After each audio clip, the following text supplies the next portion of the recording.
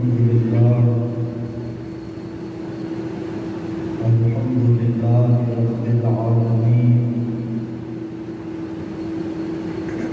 الذي خلق السماوات والأرضين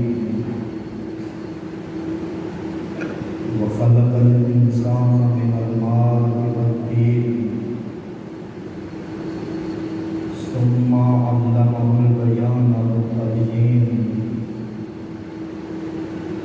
والصلاة والسلام على سيد الأنبياء والمرسلين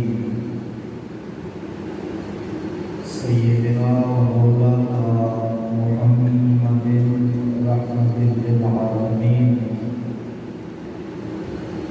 وعلى آله وأصحابه أجمعين.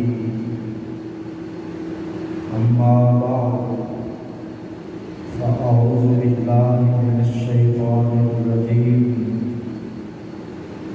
بسم الله الرحمن الرحيم. فيه آيات بينات مقام إبراهيم ومن دخله كان آمنا. صدق الله خالقنا العظيم وبلغنا رسوله النبي الكريم الأمين ونحن على ذلك من الشاهدين والشاكرين والحمد لله رب العالمين. إن الله وملائكته يصلون على النبي يا أيها الذين آمنوا صلوا عليه وسلموا تسليما.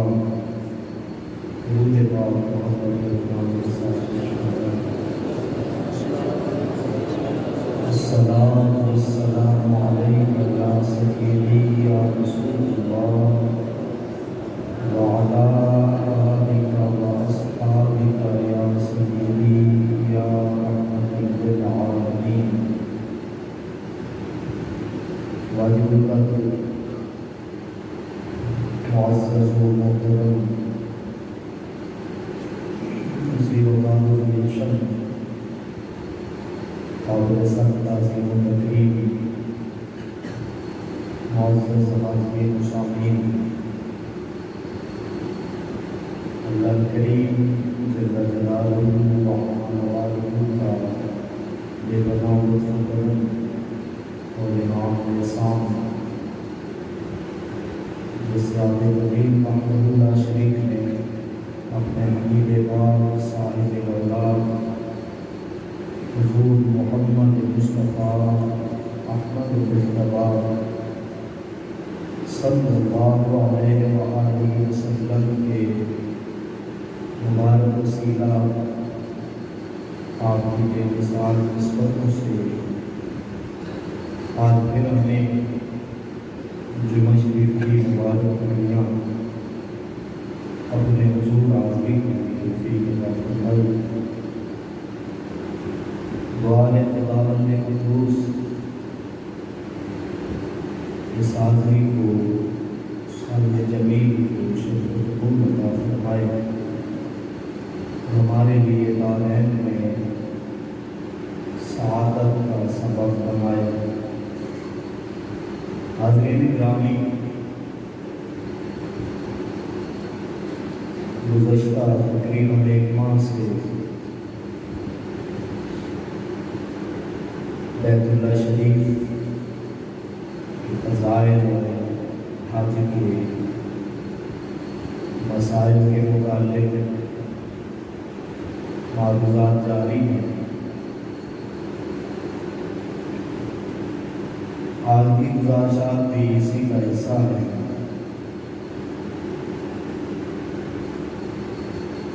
بیت اللہ شریف وہ برکتوں والا گھر ہے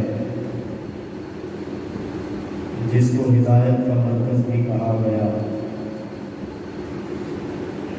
امن والا گھر بھی کہا گیا. اور امن کا ضامن بھی کہا گیا،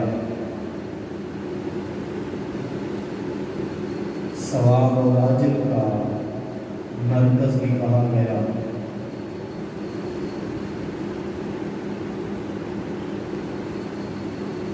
سورہ آل عمران کی آیت مبارکہ کا جو حصہ تلاوت کرنے کا شرف حاصل ہوا، اس میں اللہ کریم نے ارشاد فرمایا فیہ آیات بینات۔ بیت اللہ شریف میں، اس برکتوں والے گھر میں بڑی روشن نشانیاں ہیں، بڑی واضح آیات ہیں۔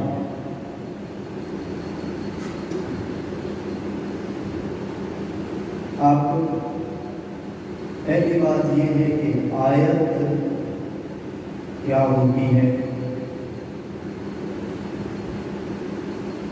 اور پھر بیت اللہ شریف کے قرب میں، بیت اللہ شریف کے اندر وہ آیات کون سی ہیں۔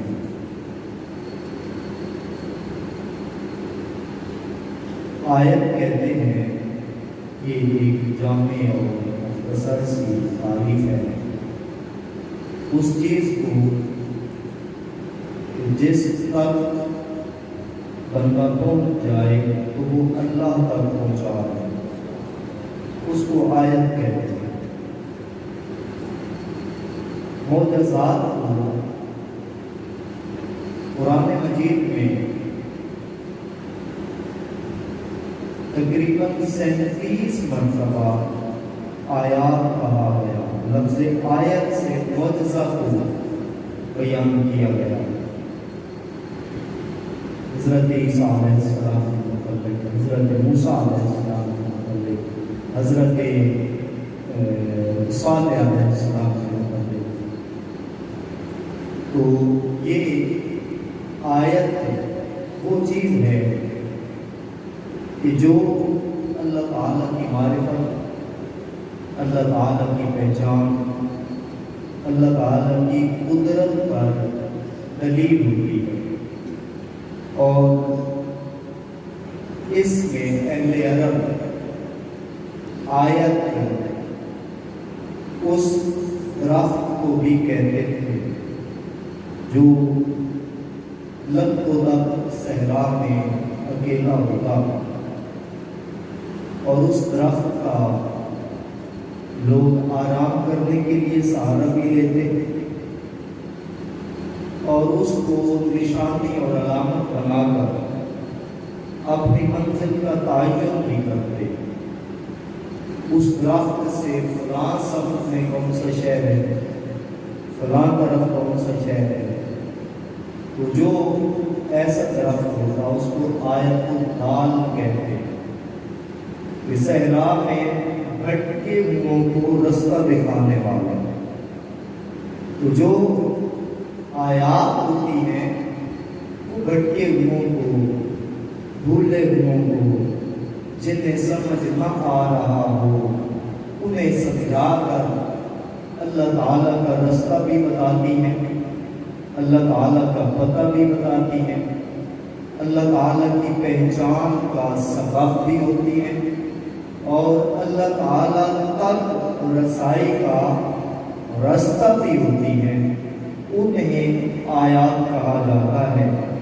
فرمایا فیہ آیات بینات، بیت اللہ شریف میں بڑی واضح آیات ہیں، روشن نشانیاں ہیں، ایسے رستے ہیں، ایسے راستے اور واسطے ہیں، ایسے ذرائع ہیں، ایسے مبالغ ہیں کہ جن سے لگتے ہی بندہ اللہ تعالیٰ کی قدرت کو پہچان جاتا ہے، اللہ تعالیٰ کی ذات تک پہنچنا آسان ہو جاتا ہے، اللہ تعالیٰ کے جلال، اللہ تعالیٰ کی معرفت کا رستہ ہموار ہو جاتا ہے۔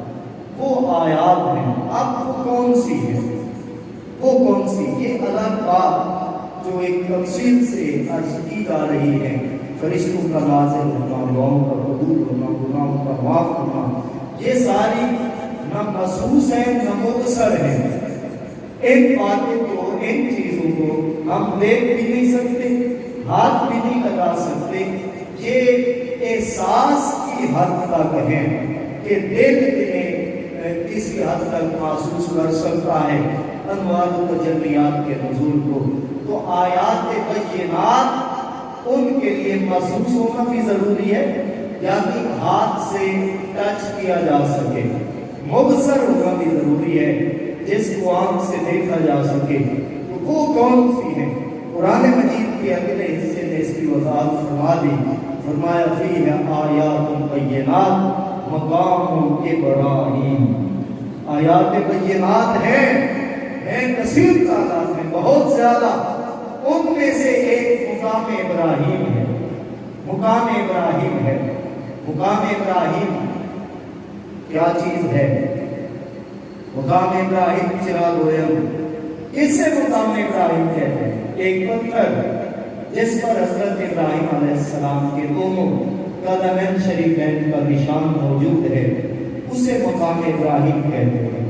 تو اس بلیغ ترین کنایہ سے قرآن مجید کی اس آیت میں واضح کر دیا کہ اللہ کی نشانی وہ ہوتی ہے جہاں اللہ کے بندوں کے آثار موجود ہوتے ہیں۔ اللہ کے بندوں کے آثار موجود ہوتے ہیں، وہ اللہ کی نشانی ہوتی ہے۔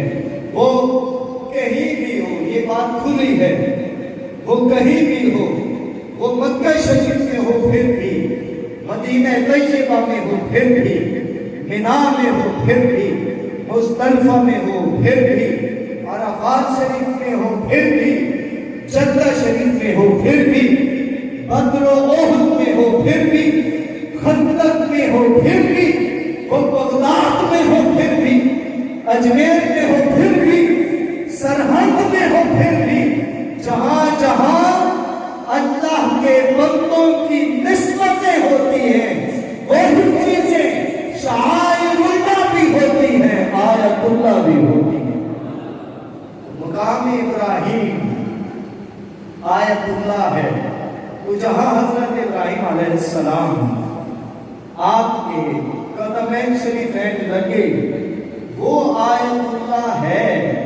تو جہاں وہ بھی پتھر، ایک طرح کا وہ بھی پتھر، اور ادھر دو اور پتھر ہیں جن کا اجمالی ذکر گزشتہ جمعہ میں ہوا۔ ایک بیت اللہ شریف کی اس کونے میں لگا ہوا ہے، دوسرا اس کونے میں لگا ہوا ہے۔ جو ادھر کی سمت ہے اسے رکن یمانی کہتے ہیں، جو ادھر کی سمت ہے اسے رکن اسود اور حجر اسود کہتے ہیں۔ اب یہ کنایہ ملا تھا جہاں اللہ کے نبی حضرت ابراہیم علیہ السلام کے قدم لگ جائیں، وہ چیز آیت اللہ ہے۔ اور ان دو پتھروں کے بارے میں یہ صحیح السند روایت ہے ان النبی صلی اللہ علیہ وسلم قد مس الیمانیہ وقبل الاسود، کہ حضور اپنے ہاتھ مبارک رکن یمانی کو لگاتے تھے، اپنے ہونٹ مبارک رکن اسود کو لگاتے تھے۔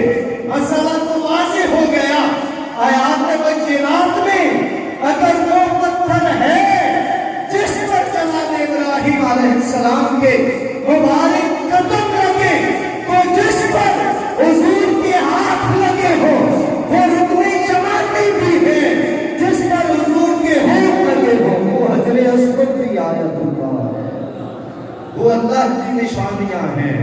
اور یہ دونوں پتھر، اللہ اکبر، یہ دونوں پتھر جنت سے آئے، جنت سے آئے دونوں پتھر۔ اور اس کی عجیب تاریخ ہے، عجیب تاریخ ہے کہ ان دونوں پتھروں کو جنتی کے علاوہ کبھی کسی نے ہاتھ نہیں لگایا، جنتی کے علاوہ کبھی کسی نے نہیں چوما۔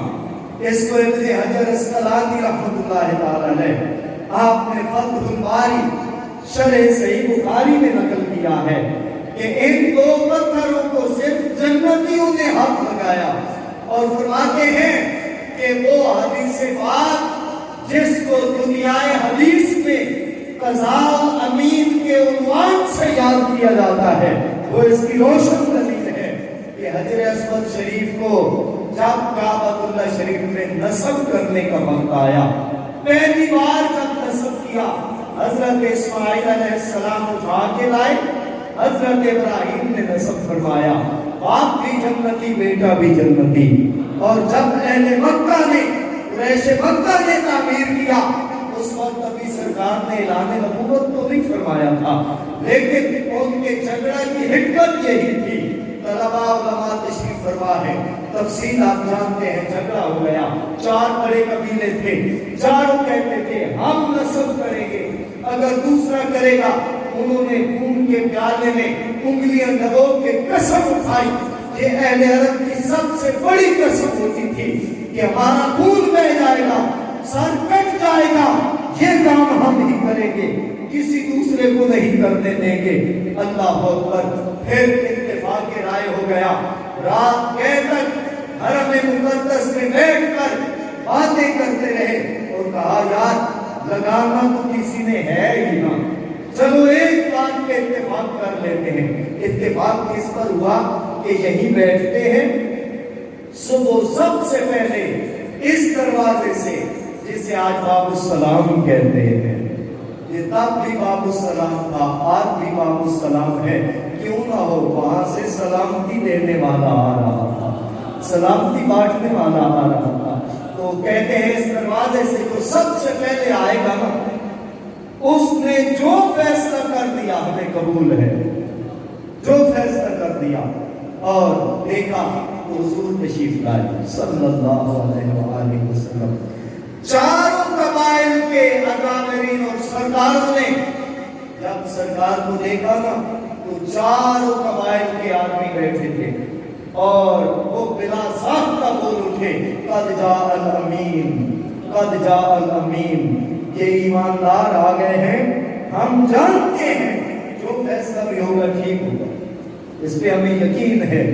اللہ اکبر، جنہیں دشمن بھی صادق اور امین کہتے ہیں، جن کی امانت داری پہ کفار بھی گواہ ہیں، سبحان اللہ۔ حضور تشریف لائے، آپ سے معاملہ عرض کیا، آپ نے فرمایا یہ تو کوئی بات نہیں ہے، یہاں چادر بچھائی جائے، چادر کو بچھایا گیا، اپنے دشت نبوت سے حضور نے پتھر کو اٹھا کے چادر کے درمیان میں رکھا اور فرمایا چاروں قبائل کے سردار آئیں، ایک ایک کونا چادر کا پکڑ لیں، اس کے پکڑ لینے سے چاروں قبیلے شامل ہو جائیں گے۔ لطف کی بات ہے، پتھر کسی کو رکھنے بھی نہیں دیا اور سب سے رکھوا بھی لیا،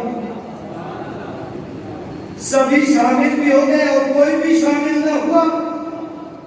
حضرت ابن حجر فرماتے ہیں ان الحجر قد دعا ربہ انہ لا یمسہ الا رجل من الجنت، کہ پتھر وہ دعائیں کرتا تھا، اے رب کریم مجھے ہمیشہ جنتی نصب کرتے آئے ہیں، اگر آج بھی یہاں سے اٹھا کے کوئی دیوار میں رکھے تو کوئی کافر کا ہاتھ نہ ہو، کسی جنتی کا ہاتھ ہو، اور استفا اللہ تعالی محمدن انہ من اہل الجنت، اللہ تعالیٰ نے اس کام کے لیے حضور کو منتخب فرمایا کیونکہ اس وقت صرف جنتیوں میں سے حضور ہی تو موجود تھے، سرکار ہی کی تھی، جنت اس وقت متحقق تھی۔ اٹھایا، قریب لائے، سرکار نے وہ پتھر اپنے دست مبارک سے پکڑ کر ادھر لگا لیا، پتھر بھی کہتا رہا ہوگا کہ میرے جنت چھوڑ کے زمین پہ آنے کا حق ادا ہو گیا، آئے ہائے۔ اور پھر یہ حدیث پاک میں اگلا حصہ نہیں ہے، اس کو فتح الباری میں حضرت ابن حجر رحمۃ اللہ تعالی علیہ نے نقل فرمایا کہ وہ اتنے خوش ہوئے کہ انہوں نے مطالبہ انہوں نے ڈیمانڈ کر دی، انہوں نے کہا کہ اب جس انداز سے حجر اسود رکھا گیا ہے اسی انداز سے رکن یمانی بھی رکھا جائے۔ تو کہتے ہیں ادھر سے حجر اسود نے کہا تھا مجھے تو حضور نے ہاتھ لگا دیا، تو رکن یمانی بھی پکارا کہ ایسا لجپال اور کریم ہے معروف مجھے بھی نہیں رکھے گا۔ تو رکن یمانی کو بھی سرکار نے نصب فرمایا۔ تو یہ ایک تفصیل کا اختصار اور تلخیص کی خلاصہ تھا۔ تو ان پتھروں کو جنتیوں نے ہاتھ لگایا، جنتیوں نے نصب فرمایا، اور یہ جنت کے پتھر ہیں۔ تو حدیث پاک میں حضرت عبداللہ ابن عباس فرماتے ہیں، ترمذی رحمۃ اللہ علیہ نے فرمایا ھذا حدیث حسن صحیح۔ یہ حدیث کے طلبہ جانتے ہیں کہ جس حدیث کے بارے میں امام ترمذی فرماتے ہیں حسن بھی ہے صحیح بھی ہے، اس سے کبھی سند کی کوئی حدیث نہیں ہوتی۔ اور حدیث پاک کیا ہے؟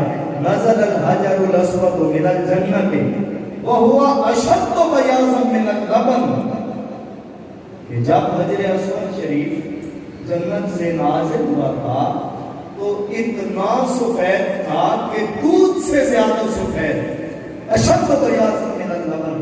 اور یہ تواریخ میں اور احادیث کی دوسری طرق اور سند سے بات جو ملتی ہے، ابراہیم علیہ السلام نے فرمایا یہ مرکزی جگہ ہے، اے اسماعیل یہاں سے کوئی خوبصورت پتھر دیکھ کے لاؤ۔ جس طرف اشارہ کیا یہ خیرت مانگنے کا اسی طرف چل پڑا، دیکھا تو ایک پتھر چمکتا ہوا نظر آیا، محبت سے اٹھا لائے، عرض کیا بجان اس سے خوبصورت اور کوئی نہیں تھا۔ وہاں لا کے حضرت جبریل نے رکھا تھا۔ تو فرمایا جب یہ اترا تھا تو دودھ سے زیادہ سفید تھا، اب کالا کیوں ہو گیا؟ فَسَبَّتْهُ خَطَايَا بَنِي آدم، اس کو بنی آدم کے گناہوں نے کالا کر دیا، بنی آدم کے گناہوں نے اس کا رنگ سیاہ کر دیا۔ عجیب بات ہے کہ یہ ہے تو پتھر ہی، اس میں ڈھیر ساری باتیں ہوں گی لیکن اختصار کریں گے۔ اور ایک حدیث پاک ہے حضرت عبداللہ ابن عمر رضی اللہ تعالی عنہ، آپ سے مروی ہے ان ھذا الرکن والمقام یاقوتتان من یواقیت الجنہ، کہ یہ مقام ابراہیم والا پتھر اور یہ حجر اسود شریف یہ جنت کے یواقیت میں سے دو یاقوت تھے، دو یاقوت تھے۔ اور جب یہ زمین پہ تشریف لائے طمس اللہ نورہما، اللہ تعالیٰ نے ان کی اصل چمک اور اصل نور وہ واپس لے لیا، کچھ وقت کے لیے وہ واپس لے لیا۔ وَلَوْ لَمْ يَطْمِسْ نُورَهُمَا لَأَضَاءَتَا مَا بَيْنَ الْمَشْرِقِ وَالْمَغْرِبِ، اگر ان پتھروں کا وہ نور واپس نہ لیا جاتا تو ایک ایک پتھر کی روشنی مشرق سے مغرب سارے جہان کو جگمگا دیتی۔ یار بات سمجھنے والی ہے، جنت سے جو بھی آتا ہے نور لے کے آتا ہے، حکمتاً اس کا نور، وہ حکمتاً اس کا نور واپس لے لیا جاتا ہے تاکہ زمین والے دیکھ سکیں، زمین والوں کی آنکھیں میں چڑھا جائے، زمین والے اس سے دیکھتے ہی آنکھوں سے معروف نہ ہو جائے۔ جنت سے جو چیز بھی آتی ہے نور لے کے آتی ہے، حکمتاً نور واپس لے لیا جاتا ہے۔ اگر حجر نور لے کے آئے، حکمتاً اس میں پردے ڈال دیے جائیں، اس کی سیاہ پاشیوں کو مدھم کر دیا جائے، برکتیں پھر بھی وہی ہیں۔ تو اگر سید البشر کے نور پہ پردے بشریت آ جائے، محمدیت کی شان بھی وہی ہے، نورانیت کی شان بھی وہی ہے، عظمت مصطفیٰ کی شان بھی وہی ہے۔ حاضرین گرامی قدر، تو یہ بڑی خوبصورت بات ہے، دیوالت کی طرف جا رہی ہے، لے جانا نہیں چاہتے۔ فرمایا حضرت عبداللہ ابن عباس رضی اللہ تعالی عنہما، آپ سے مروی ہے کہ رسول کریم صلی اللہ علیہ وآلہ وسلم آپ نے ارشاد فرمایا حجر اسود شریف کے متعلق حجر اسود شریف کے متعلق ان لہذا الحجر لسانا وشفتین یشہد لمن استلمہ یوم القیامت بحق اللہ اکبر اللہ اکبر فرمایا ان لہذا الحجر لسانا فرمایا اس پتھر کی زبان بھی ہے اس پتھر کی زبان پتھر کی زبان یہ کیسے تو اس کا اور کہیں بھی نہیں جایا جا سکتا بس ایک ہی جواب ہے کہ وہ پتھراں کو گل میں پڑھا جانا وہ گنگیاں کو گلاں کرا جانا وہ سکیاں کھجوراں اگا جانا تو یہ فرمایا لہذا الحجر لسانا اس پتھر کی زبان ہے وہ شفتین اور دو ہونٹ بھی ہیں اس پتھر کے اس پتھر کے دو ہونٹ بھی ہیں زبان بھی ہے یشہد اور یہ پتھر گواہی دے گا لمن استلمہ جس نے اس کا استلام کیا یوم القیامت قیامت والے دن یہ اس بندے کے حق میں گواہی دے گا جس نے اس کا استلام کیا بے حق اور جو آیا نا حق سے یعنی ایمان سے صفائے قلب سے جس نے گواہی دی اس پر جس نے اس کا استلام کیا اس کی گواہی دے گا اور اسے بخشوا کے لے جائے گا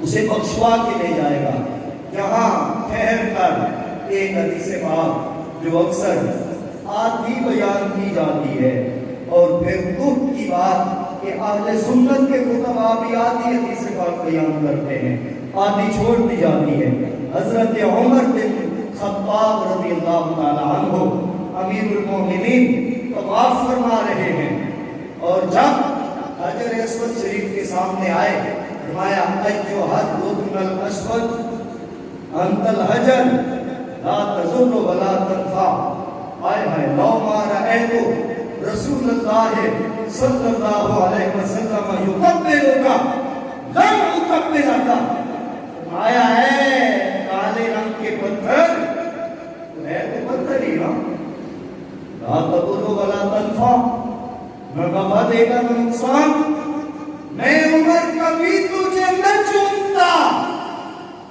اگر میں آنکھوں سے نہ دیکھتا کہ کملی والے نے تجھے چوما حضور صلی اللہ علیہ وآلہ وسلم نے اے پتھر تجھے چوما اس لیے چوم رہا حضور کو چومتے ہوئے نہ دیکھتا کبھی نہ چومتا یہاں تک بات کی جاتی ہے اس سے اگلا حصہ شاید کہ معلومات میں نہیں ہوتا اگر ہوتا بھی ہے تو چھوڑ دیا جاتا ہے تو بات یہ ہے حضرت علی آپ پیچھے پیچھے ساتھ ساتھ تھے آپ نے فرمایا یا اخیا بھائی جان آپ نے دو باتیں فرمائی ہیں ایک یہ کہ یہ پتھر ہے حضور نہ چومتے تو آپ نہ چومتے بے شک علی بھی نہ چومتا سرکار نہ چومتے علی بھی نہ چومتا اور دوسری بات یہ ہے کہ لا یضر ولا ینفع لا بل یضر وینفع آپ نے فرمایا یہ نفع نقصان نہیں دیتا نہیں یہ پتھر نفع بھی دیتا ہے یہ نقصان بھی دیتا ہے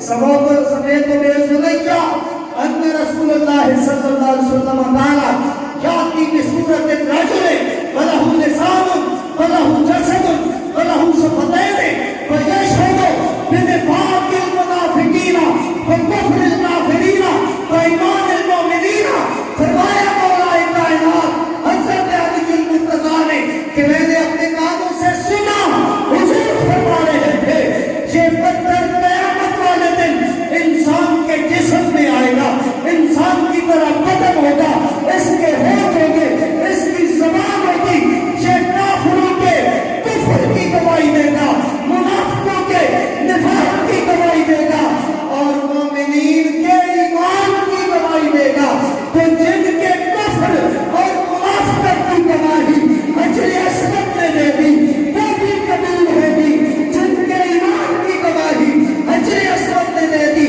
وہ بھی قبول ہوگی ینفع للمؤمنین تو ایمان والوں کو نفع دے رہا ہے یضر للکافرین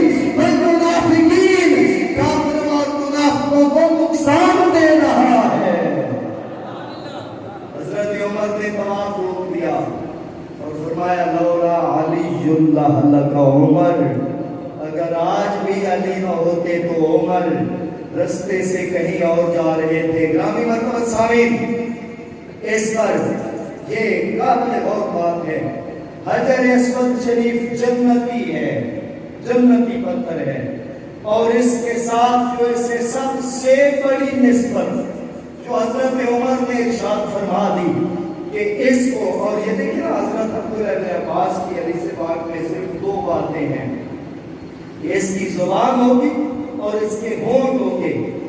اب دیکھیے کہ پتھر کو ہونٹ ملے، پتھر کو زبان ملی، یہ اس کا لاجک کیا ہے؟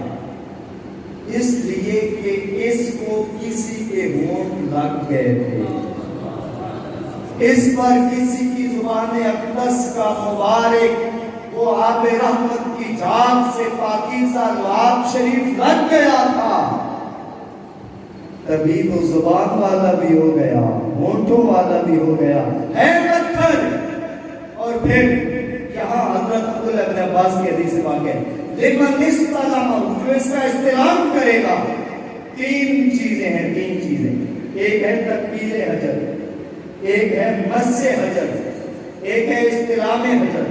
تقبیل حجر ہے ہونٹوں سے چومنا حجر اسود کو، اگر نہیں چوم سکتے، بھیڑ ہے، رش ہے، آپ کی صحت اور جرت اتنی نہیں کہ وہ آپ رقم پیل سے گزر کے چوم سکیں، آپ ہاتھ لگائیں، ہاتھ بڑھا کے پتھر کو ہاتھ لگا کے ہاتھ چومتے ہیں، یہ مس حجر ہے۔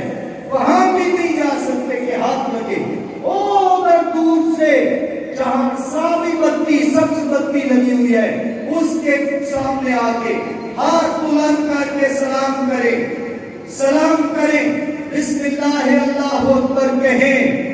درمیان میں 10,000 آدمی ہے، درمیان میں 1000 آدمی ہے، درمیان میں 1,00,000 آدمی ہے، یہ پتھر جان جائے گا کس نے کہاں کھڑے ہو کے مجھے سلام کیا تھا، سلام کیا تھا۔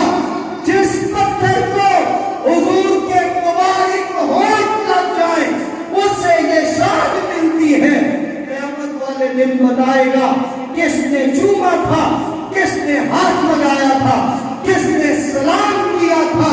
ہم اگر جاتے ہیں اللہ والوں کے پاس اور جاتے ہیں، جائیں گے، سب سے پہلا کیا لفظ ہوتا ہے؟ دادا صاحب کیوں گے؟ سلام کے لیے۔ بابا فرید صاحب کیوں گے؟ سلام کے لیے۔ سیال شریف کیوں گے؟ سلام کے لیے۔ بولنا شریف کیوں گے؟ سلام کے لیے۔ کون سا مقدسہ کیوں گے؟ سلام کے لیے۔ پیپل شریف کیوں گے؟ سلام کے لیے۔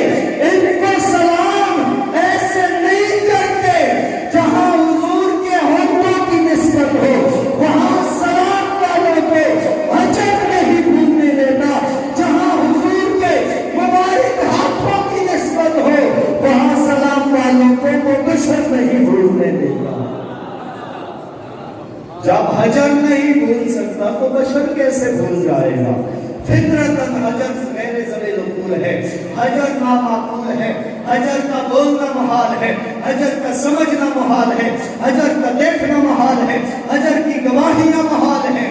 جن کے مبارک نسبتوں سے حجر گواہیاں دیں گے، ان کی مبارک نسبتوں سے بشر کیوں نہ گواہیاں دیں؟ پھر بات آخری کرتے ہیں، تو جنہیں یہ شرف ملا کہ ان کو حضور نے چوما،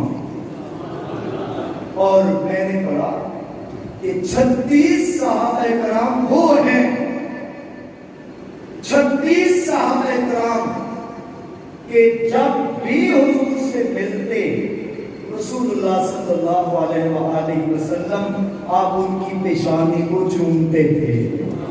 حضرت عبداللہ بن عباس، حضرت عبداللہ بن عمر، حضرت علی المرتضیٰ، حضرت سیدنا صدیق اکبر، حضرت سیدنا فاروق اعظم، حضرت سیدنا عثمان غنی، 36 صحابہ کرام ہیں۔ حضرت سیدنا عبداللہ بن سلام رضی اللہ تعالی عنہم جن سے سرکار ملتے تو حضور اکثر ان کی پیشانی کا بوسہ لیتے، فَهُمْ يُقَبِّلُونَ يَدَيْهِ، اور یہ حضور کے ہاتھوں کو چومتے تھے۔ پتہ چلا الادب المفرد میں तजुर्बा ये है कि सहाबा मिलते वो हुजूर के कदम चूमते, हाथ चूमते, हुजूर उनकी पेशानी के दरमियान, दोनों आंखों के दरमियान पैसा देते, उन्हें शर्फ बख्शते। पता चला अगर हुजूर पत्थर को चूमे वो काम आता है, हुजूर अबू बकर को चूमे, हुजूर उमर को चूमे, हुजूर उस्मान को चूमे, जिस अली को हुजूर चूमे वो क्यों काम नहीं आ सकता। हज़रत ग्रामी और फिर इस बात की एक अहम तरीन बात, हजर अस्वद शरीफ को बाद हिजरत रसूलुल्लाह सल्लल्लाहु अलैहि वसल्लम ने सिर्फ 11 मरतबा चूमा। इमाम सुयूती रहमतुल्लाह अलैह के मुताबिक सिर्फ 11 मरतबा। और वो हसनैन करीमैन जिनका कभी गला चूमा, कभी गर्दन चूमी, कभी आंखों को चूमा, कभी पेशानी को चूमा, कभी रुखसार चूमे, कभी हाथों को चूमा, कभी होंठों को चूमा ही नहीं, अपनी जुबान अक़दस भी चुसाई। उनका क्या दर्जा हुआ।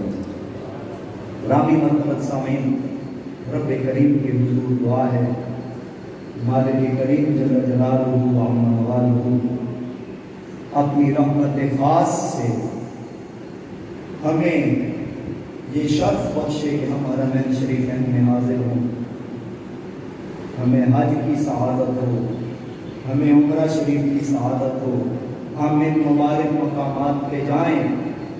और हज़रत अब्दुल्लाह इब्न उमर फरमाते हैं कि मा तरक्तु इस्लाम हाज़ैन रुकनैन अल यमानिया वल हाजरा मुज़ रअयतु रसूलल्लाह सल्लल्लाहु अलैहि वसल्लम यस्तादिमुहुमा फी शिद्दतिन वला रफ़ातिन।